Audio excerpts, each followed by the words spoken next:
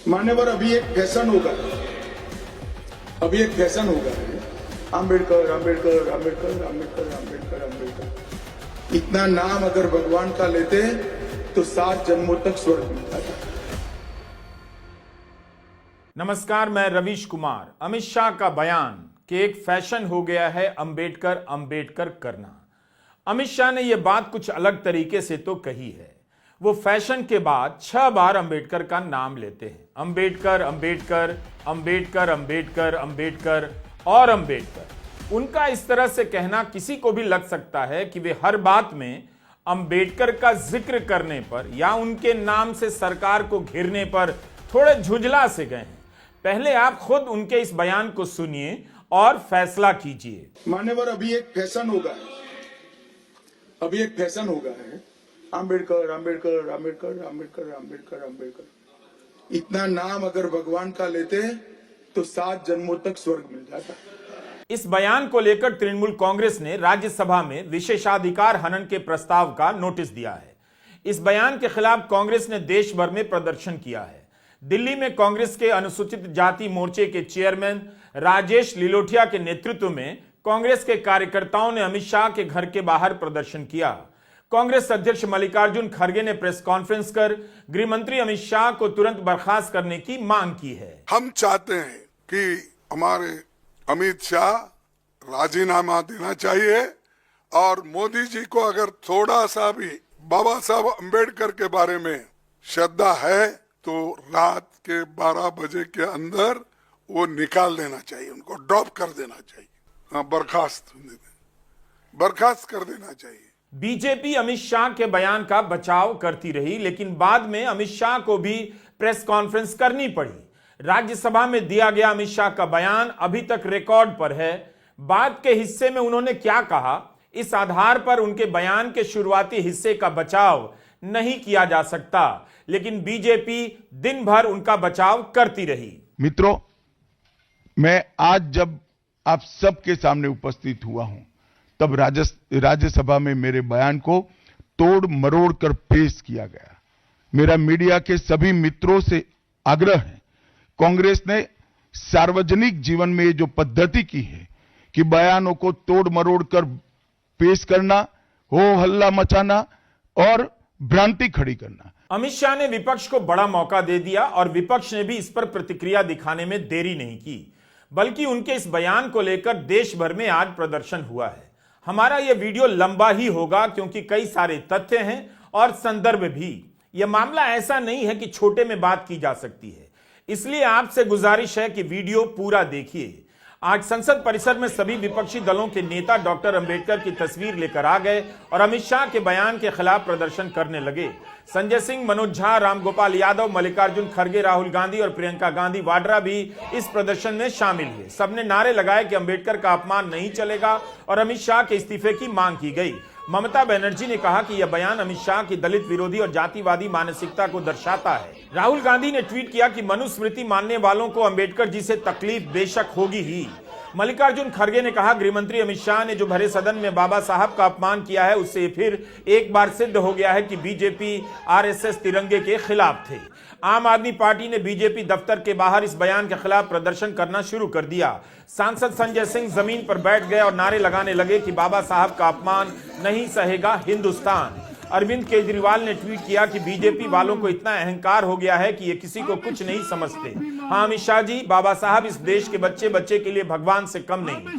मरने के बाद स्वर्ग का तो पता नहीं, लेकिन बाबा साहब का संविधान ना होता तो आप लोग तो दबे कुचले और गरीबों दलितों को इस धरती पर जीने ही ना देते। चंद्रशेखर आजाद ने ट्वीट किया है कि परम पूज्य बाबा साहब डॉक्टर भीमराव अंबेडकर जी नाम लेना कोई फैशन नहीं है, बल्कि समानता, स्वतंत्रता, सामाजिक परिवर्तन की उस क्रांति का प्रतीक है जिसने करोड़ों दबे कुचले लोगों को न्याय और अधिकार दिलाए। मान्यवर, अभी एक फैशन होगा है अंबेडकर अंबेडकर अंबेडकर अंबेडकर अंबेडकर अंबेडकर। इतना नाम अगर भगवान का लेते तो 7 जन्मों तक स्वर्ग मिल जाता। अच्छी बात है ना? सुनिए तो, सुनिए ना, आप सुनिए ना, मैं बताता हूं। हमें तो आनंद है कि अंबेडकर का नाम लेते हैं। अंबेडकर का नाम अभी 100 बार ज्यादा लो, परंतु साथ अर्थ में अंबेडकर जी के प्रति आपका भाव क्या है ये मैं बताता। मान्यवर, अंबेडकर जी को देश की पहली कैबिनेट से इस्तीफा क्यों दे दिया?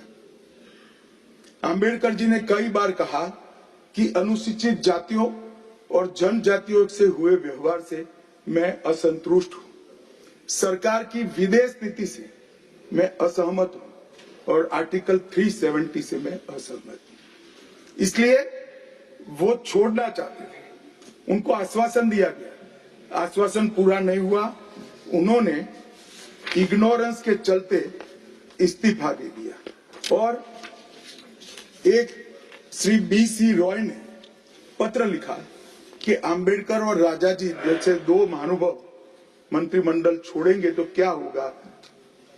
तो नेहरू जी ने उनको जवाब में लिखा है, राजा जी के जाने से तो थोड़ा बहुत नुकसान होगा, अंबेडकर के जाने से मंत्रिमंडल कमजोर नहीं होता है। यही वो बयान है जिसके शुरुआती हिस्से को लेकर विपक्ष कह रहा है कि अंबेडकर का अपमान हुआ है। बाद के हिस्से में अमित शाह यह दिखाना चाहते हैं कि डॉक्टर अंबेडकर के प्रति विपक्ष का प्रेम नया है और दिखावा है। विपक्ष के हमले के बाद प्रधानमंत्री भी आक्रामक हो गए। आज उन्होंने इस मुद्दे पर 6 ट्वीट किए हैं।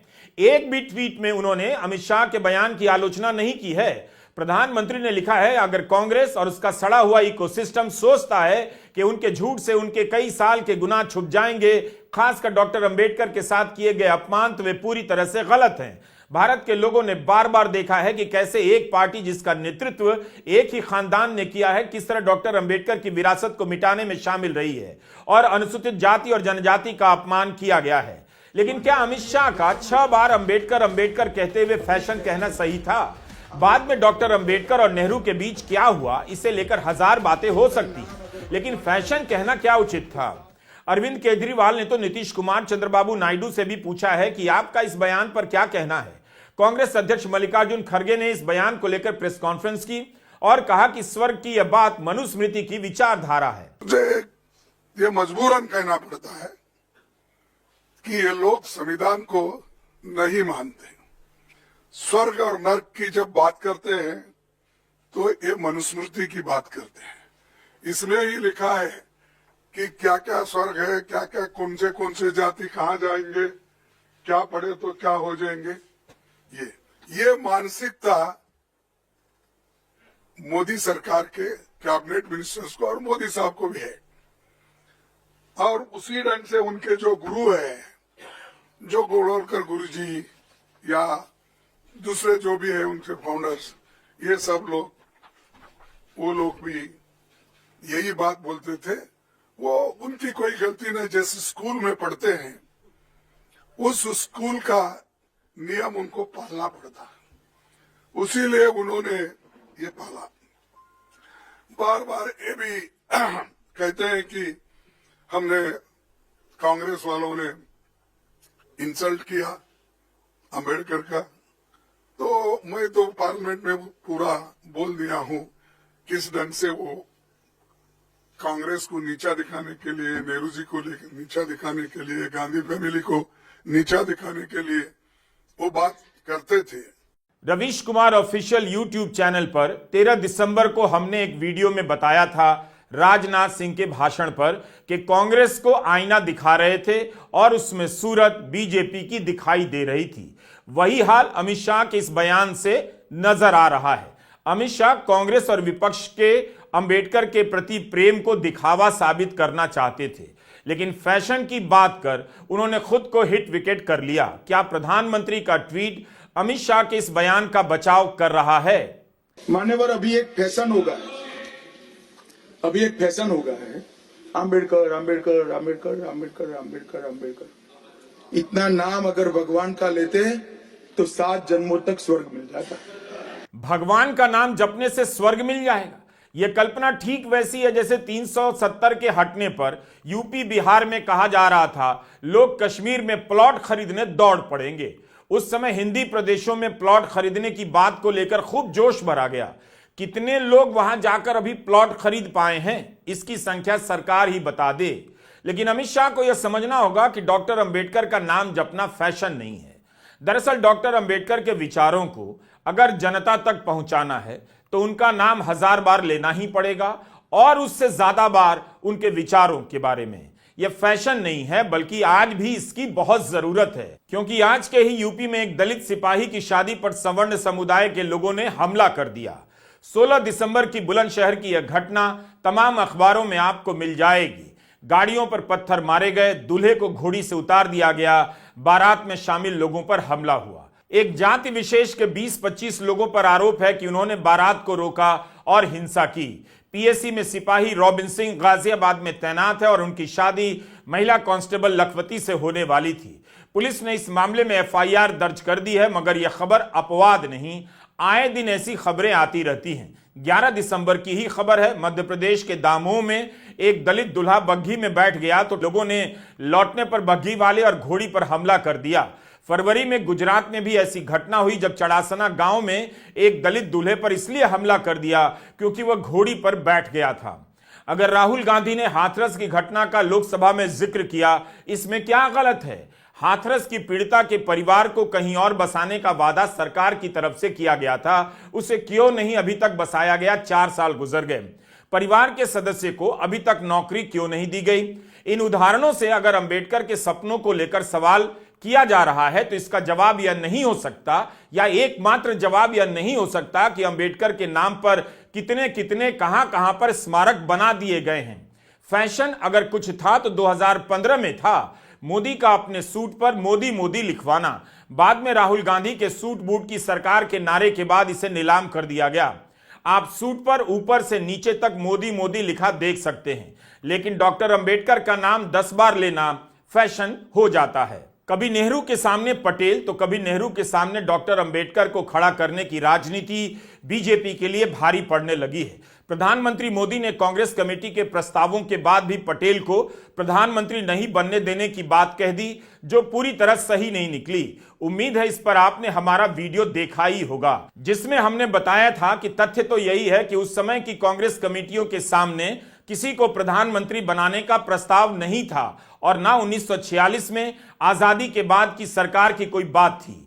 पटेल के प्रधानमंत्री नहीं बनने पर किसी भी कमेटी ने विरोध तक नहीं किया। इसी तरह बीजेपी के नेता डॉक्टर अंबेडकर को नेहरू के सामने खड़ा करते रहते हैं। डॉक्टर अंबेडकर ने नेहरू कैबिनेट से इस्तीफा जरूर दिया, लेकिन यह भुला दिया जाता है कि नेहरू और डॉक्टर अंबेडकर ने संविधान सभा में करीब 3 साल तक मिलकर काम किया। जाहिर है उस दौरान उनके बीच अनेक मुद्दों पर सहमति रही होगी और असहमति भी। संविधान सभा की बहस को आप देखेंगे तो आपको गर्व होगा कि सभी सदस्य अपने विचार खुलकर रख रहे थे।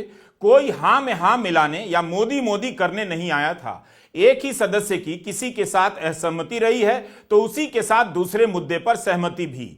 लेकिन बीजेपी ने पटेल और डॉक्टर अंबेडकर को नेहरू के खिलाफ खड़ा करने की जो रणनीति अपनाई है वो इतिहास के समग्र तथ्यों और समझ के आगे कमजोर पड़ जाती है। इसलिए कमजोर पड़ जाती है क्योंकि जिस पटेल को बीजेपी नेहरू के खिलाफ खड़े करती है, उन्हीं पटेल ने आरएसएस को लेकर क्या क्या कहा है बीजेपी किसी को याद दिलाना नहीं चाहेगी। लोकसभा और राज्यसभा में आप बीजेपी के नेताओं की बहस को ध्यान से देखिए, उनके पास नेहरू, पटेल और अंबेडकर को लेकर कुछ भी नया नहीं था। ऐसा प्रतीत होता है कि सरकार की तरफ से सारा भाषण नेहरू बनाम पटेल और नेहरू बनाम अंबेडकर में ही खत्म हो गया। नेहरू को छोटा दिखाने के चक्कर में डॉक्टर अंबेडकर के महान योगदानों को भी छोटा कर दिया गया। डॉक्टर अंबेडकर और पटेल ने तो हिंदू राष्ट्र की अवधारणा का भी विरोध किया है। क्या अमित शाह उनकी बातों को दोहरा सकते हैं? संविधान को लेकर प्रधानमंत्री, गृहमंत्री और रक्षा मंत्री कस्में खाते रहे। एक बार यही कह देते, हिंदू राष्ट्र की अवधारणा से हम सहमत नहीं हैं, भारत को हम हिंदू राष्ट्र नहीं बनने देंगे, क्योंकि पटेल और अंबेडकर दोनों इसके खिलाफ थे। उनसे यह बात क्या कही जाएगी, पूछकर देखिए। डॉक्टर अंबेडकर की एक किताब है पाकिस्तान या भारत का विभाजन, 1945 में प्रकाशित। इस किताब के पेज नंबर 354-355 पर लिखा है, अगर हिंदू राज सच्चाई बन जाता है तो इसमें कोई शक नहीं कि यह इस देश के लिए सबसे बड़ी विपदा होगी। हिंदू राज को हर हाल में रोका जाना चाहिए।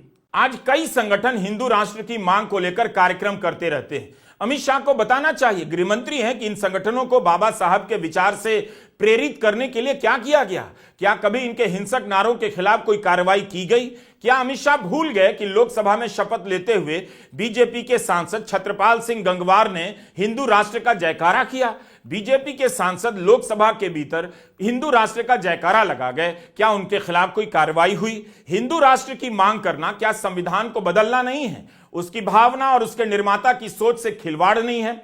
डॉक्टर अंबेडकर ही नहीं, सरदार पटेल ने भी इसका विरोध किया था। फरवरी 1949 में सरदार पटेल ने हिंदू राज यानी हिंदू राष्ट्र की चर्चा को एक पागलपन भरा विचार बताया था। 1950 में उन्होंने अपने श्रोताओं को संबोधित करते हुए कहा, हमारा एक धर्मनिरपेक्ष राज्य है, यहां हर एक मुसलमान को यह महसूस करना चाहिए कि वह भारत का नागरिक है और भारतीय होने के नाते उसका समान अधिकार है। यदि हम उसे ऐसा महसूस नहीं करा सकते तो हम अपनी विरासत और अपने देश के लायक नहीं हैं।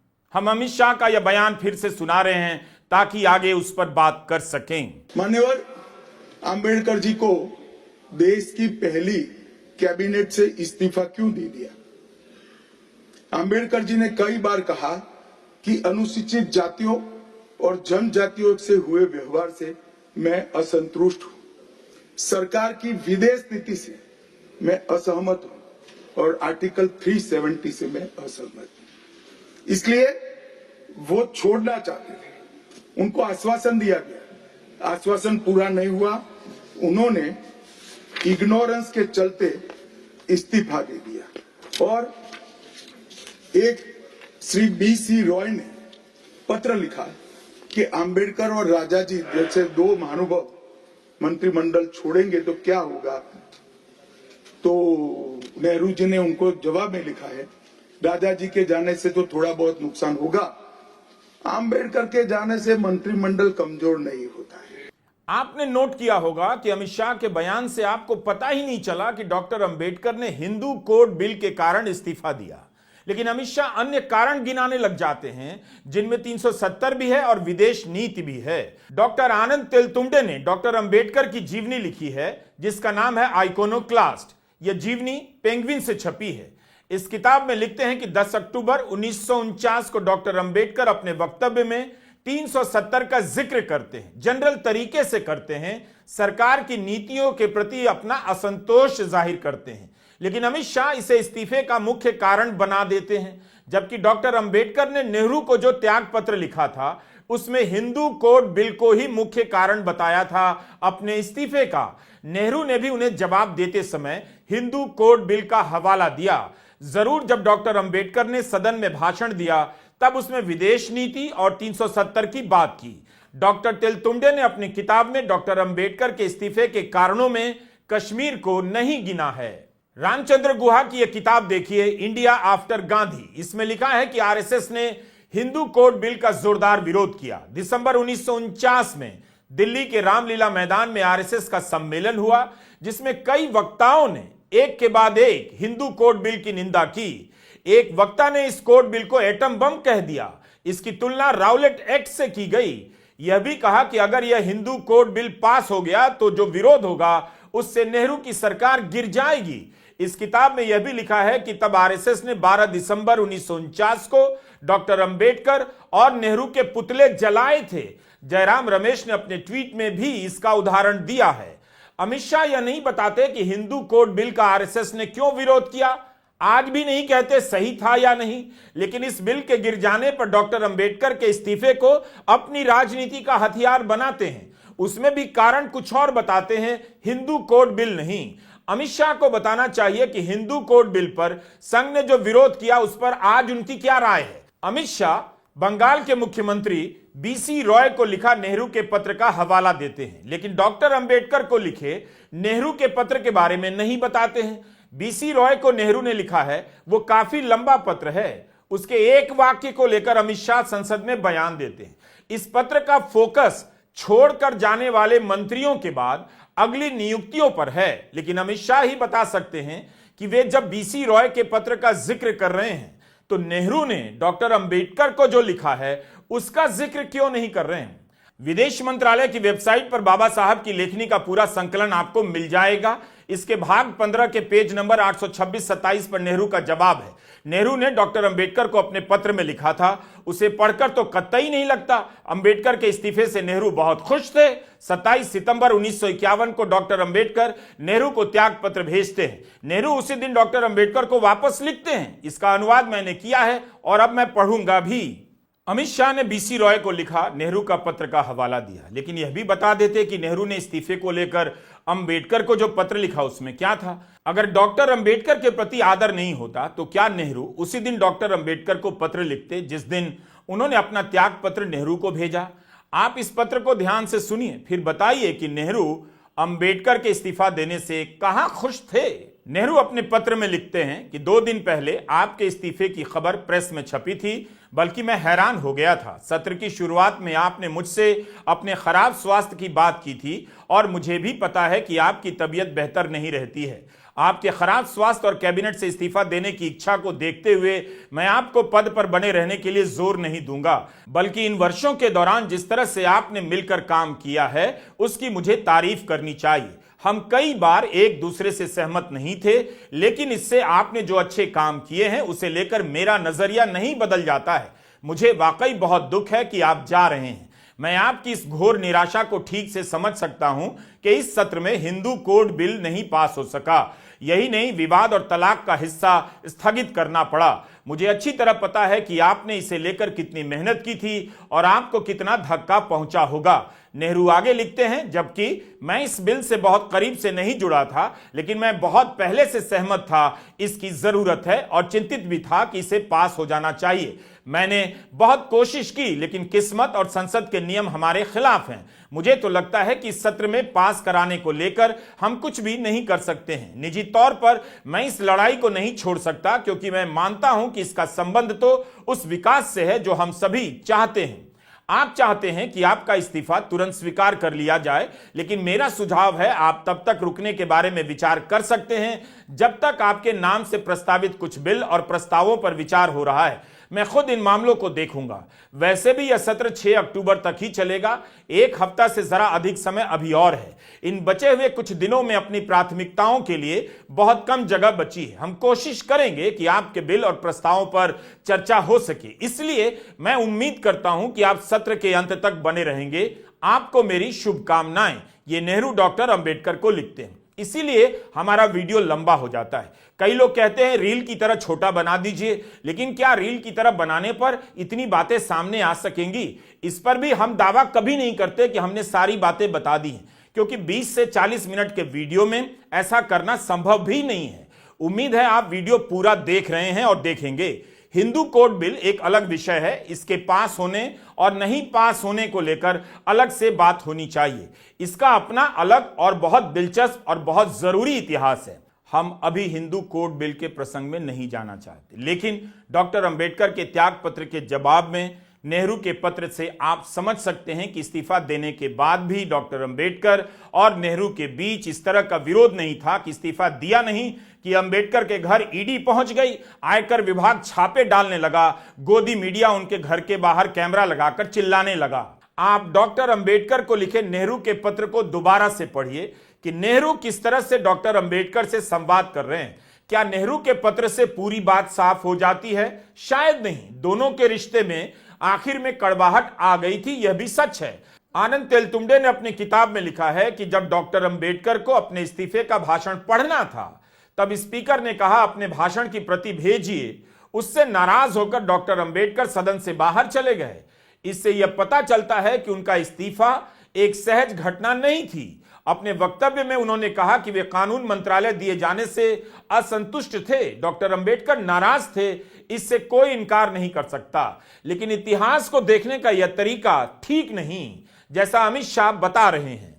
डॉक्टर अंबेडकर अपने खराब स्वास्थ्य का हवाला देते हैं। नेहरू उनसे कह रहे हैं सत्र के आखिर तक रुक जाइए। डॉक्टर अंबेडकर ने इस्तीफे से 1 महीना पहले 10 अगस्त को नेहरू को एक पत्र में लिखा था, मेरा स्वास्थ्य बिगड़ गया है और डॉक्टर के अनुसार इलाज शुरू करना चाहिए। इसके बदले में नेहरू ने कहा, I suggest you take things a little easy, यानी आराम से काम कीजिए, स्वास्थ्य का ध्यान रखिए, वगैरह वगैरह। यह एक तथ्य है कि नेहरू और डॉक्टर अंबेडकर के बीच कई मुद्दों पर असहमति थी, लेकिन तथ्य तो यह भी है कि दोनों ने लंबे समय तक एक साथ काम किया है। संविधान सभा में ही दोनों ने 2 साल 11 महीने और 17 दिन एक साथ काम किया। नेहरू की कई नेताओं से सहमति रही और कई नेता खुलकर नेहरू का विरोध करते रहे। केवल पटेल और डॉक्टर अंबेडकर जैसे कद्दावर नेता ही नहीं, बल्कि दूसरे सदस्य भी नेहरू से असहमति रखते थे।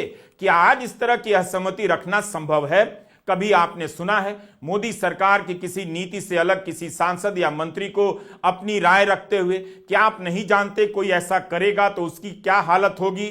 कायदे से अमित शाह को इस खबर पर जवाब देना चाहिए था, या मोदी सरकार के किसी मंत्री को जवाब देना चाहिए था कि जब से मोदी जी की सरकार आई है आईआईटी और केंद्रीय संस्थानों में दलित पिछड़ों का प्रतिनिधित्व क्यों नहीं बढ़ा? द हिंदू की खबर है, देश के 8 आईआईटी और 7 आईआईएम में 80% फैकल्टी जनरल कैटेगरी से हैं। 2 आईआईटी और 3 आईआईएम में 90% फैकल्टी जनरल कैटेगरी से हैं। अलग अलग आरटीआई की यह जानकारी है। मोदी सरकार इन पदों पर आरक्षण क्यों नहीं लागू कर सकी? दलित और पिछड़े नेता कब से मांग कर रहे हैं कि उनके समाज का प्रतिनिधित्व नहीं है। अपर कास्ट जो अल्पमत में है वही इन पदों पर बहुमत में नजर आता है। सामाजिक न्याय समाज के अनुसूचित जाति, अनुसूचित जनजाति और अन्य पिछड़े वर्गों को न्याय दिलाने का बड़ा अस्त्र आरक्षण था, उसे समाप्त कर दिया गया है। आउटसोर्सिंग और कॉन्ट्रैक्ट बेसिस पर थोड़ी बहुत नौकरियां जो दी जा रही हैं उनमें दलितों और पिछड़ों का कोई आरक्षण नहीं है। शिक्षण संस्थाओं और विश्वविद्यालय में प्रोफेसर्स और वाइस चांसलर के चयन के समय इनके आगे लिख दिया जाता है, एक नया शब्द का इजाद हुआ, NFS, नॉट फाउंड सुटेबल। सरकारी उपक्रम भेज दिए, प्राइवेट उपक्रमों में कोई आरक्षण नहीं है। अमित शाह ने कहा कि फैशन हो गया है अंबेडकर करना। अंबेडकर का नाम 10 बार लेने से उनकी झुंझलाहट हो सकती है, लेकिन विपक्ष को घेरते हुए वे जो उदाहरण दे रहे हैं काफी नहीं है। आज के समय में भी सरकारी नौकरियों में दलित कहां हैं? वो दिखाई क्यों नहीं देते? अमित शाह इसकी संख्या क्यों नहीं बताते? राहुल गांधी कब से सचिवों को लेकर सवाल उठा रहे हैं? भारत सरकार के सचिवों में दलित ना के बराबर हैं।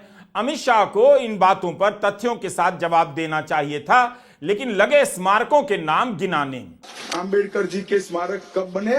जब भारतीय जनता पार्टी सत्ता में आई, तब मऊ में डॉक्टर अंबेडकर के जन्म स्थान पर स्मारक बना, लंदन में अध्ययन करते थे वहां स्मारक बना, नागपुर में शिक्षा दीक्षा वहां बना, दिल्ली में महापरिनिर्वाण स्थल पर बना, और मुंबई में चैत्य भूमि में भी बन रहा है। हमने 5 तीर्थ बनाए महामानव। और मैं मानता हूं मान्यवर, मैं मानता हूं कि अंबेडकर जी के सिद्धांतों पर चलना नहीं और वोट के लिए उनकी गुहार लगा देना। 14 अप्रैल को राष्ट्रीय समरसता दिवस घोषित किया हमने, 26 नवंबर को संविधान दिवस घोषित किया। उस वक्त भी इसका विरोध कांग्रेस के वरिष्ठ नेताओं ने किया। हर सरकार अपनी तरफ से स्मारक बनाती है, बीजेपी ने भी बनाया, लेकिन अगर स्मारकों के नाम पर ही राजनीति होनी है तब बीजेपी को अपने नेताओं के पुराने बयान निकालने चाहिए, जब मायावती लखनऊ और यूपी भर में दलित समाज के नायकों की मूर्तियां और स्मारक बनवा रही थी। आज प्रधानमंत्री ने ट्वीट किया है कि उनकी सरकार ने मुंबई की चैत्य भूमि के मामले को सुलझाया और वहां पर सम्मान व्यक्त किया। लेकिन यह खबर देखिए, नवंबर 2013 की है, जो कई जगह छपी है। इसमें लिखा है कि मनमोहन सिंह कैबिनेट ने मुंबई की इंदू मिल की जमीन को महाराष्ट्र सरकार को हस्तांतरित करने के प्रस्ताव को मंजूरी दे दी है। इस जमीन पर डॉक्टर अंबेडकर के लिए स्मारक बनाने की बात थी। कैबिनेट ने यह फैसला प्रधानमंत्री मनमोहन सिंह की अध्यक्षता में लिया था। अब यह खबर 2012 की है। मुंबई की चैत्य भूमि में जहां डॉक्टर अंबेडकर का अंतिम संस्कार हुआ, वहां अंबेडकर स्मारक बनाने के लिए मनमोहन सिंह ने राज्य सरकार को इंदू मिल की जमीन देने का वादा किया। खबरों में लिखा है कि यहां स्मारक बनाने की मांग कई दलों ने की है। दिसंबर 2012 में तब के कपड़ा मंत्री आनंद शर्मा लोकसभा में इसकी घोषणा करते हैं। इसके लिए रिपब्लिकन पार्टी ऑफ इंडिया के रामदास अठावले के नेतृत्व में एक डेलीगेशन तत्कालीन प्रधानमंत्री मनमोहन सिंह से मिलने गया। यह तस्वीर उसी वक्त की है। तमाम नेता डॉक्टर मनमोहन सिंह का धन्यवाद कर रहे हैं। अब यह खबर अगस्त 2016 की है। प्रधानमंत्री मोदी मंत्रिमंडल ने डॉक्टर अंबेडकर के स्मारक के नियमों को मंजूरी दी, तो नियम तय करने में मोदी सरकार को 2 साल लग गए। यानी देरी मोदी सरकार में भी हुई, बल्कि ठीक से देखिए तो इसके बाद भी 7 महीने लगे महाराष्ट्र सरकार को इंदु मिल की जमीन मिलने में। यह हाल तो मोदी सरकार का है जो मनमोहन सरकार की आलोचना कर रही है। मगर मुंबई महानगर प्रदेश विकास प्राधिकरण MMRDA की वेबसाइट पर हमें एक और जानकारी मिलती है। MMRDA को इस जमीन का स्वामित्व 25 मार्च 2017 को दिया गया, मगर इसी पेज पर यह भी लिखा है कि 11 अक्टूबर 2015 को प्रधानमंत्री मोदी ने यहां आकर भूमि पूजन किया। यानी महाराष्ट्र सरकार को जमीन मिलने से 2 साल पहले ही भूमि पूजन हो गया। क्या कमाल की बात है। यह हाल तो मोदी सरकार का है जो मनमोहन सरकार की आलोचना कर रही है। पहले यही भाजपा के लोग, आरएसएस के लोग गांधी जी को गाली देते थे, कर्पूरी जी को गाली देते थे, अब नेहरू जी को गाली दे रहे हैं और अब अंबेडकर जी को गाली देने का काम कर रहे हैं। इन आरएसएस और भाजपा के पास कोई महापुरुष तो है नहीं, आज़ादी में इनका कोई योगदान तो रहा नहीं, केवल नफरत फैलाना, भाई को भाई से लड़ाना, यही काम में लगे रहते हैं लोग। अब चाहते हैं जो महापुरुष हैं उनके नाम को जो है बदनाम किया जाए। तो इसका हम लोग कड़ा विरोध हम लोग जो है पूरी तरीके से करते हैं।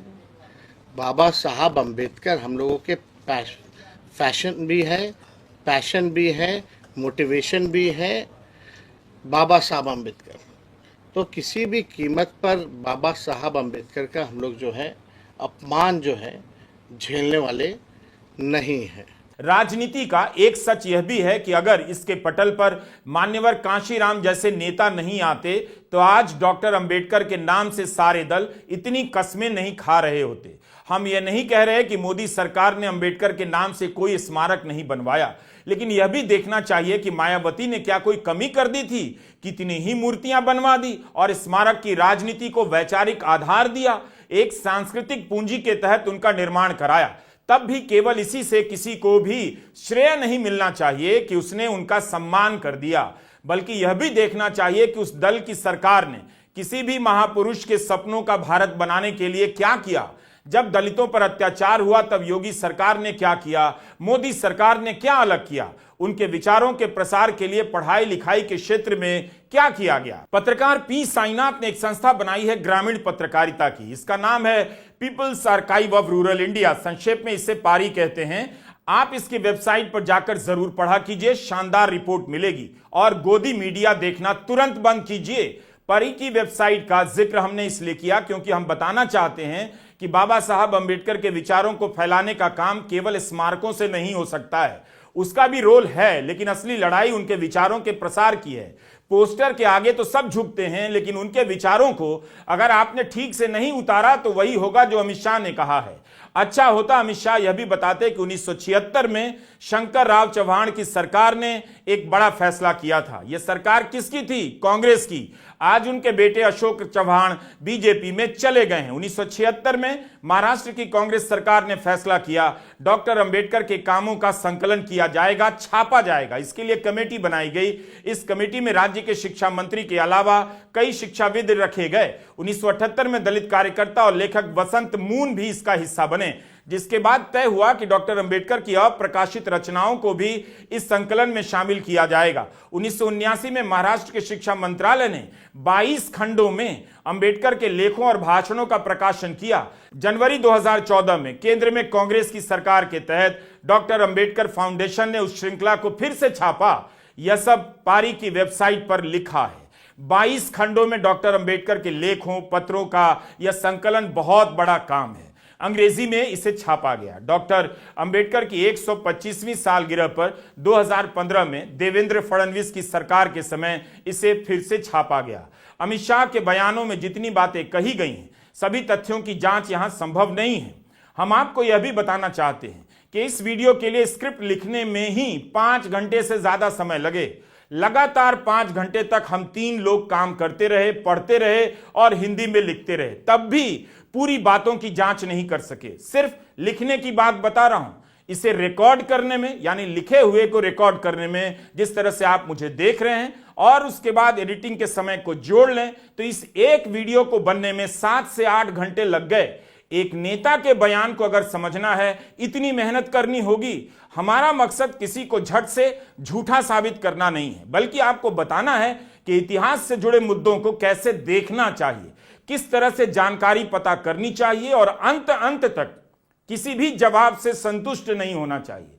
गृह मंत्री अमित शाह जानते हैं हजारों करोड़ रुपए के गोदी मीडिया में आज के दिन कोई भी पत्रकार उनके इस बयान पर इतनी मेहनत नहीं करेगा, इसलिए उनकी ही बात मुख्य रूप से और एक तरफा तरीके से जनता में पहुंच जाएगी।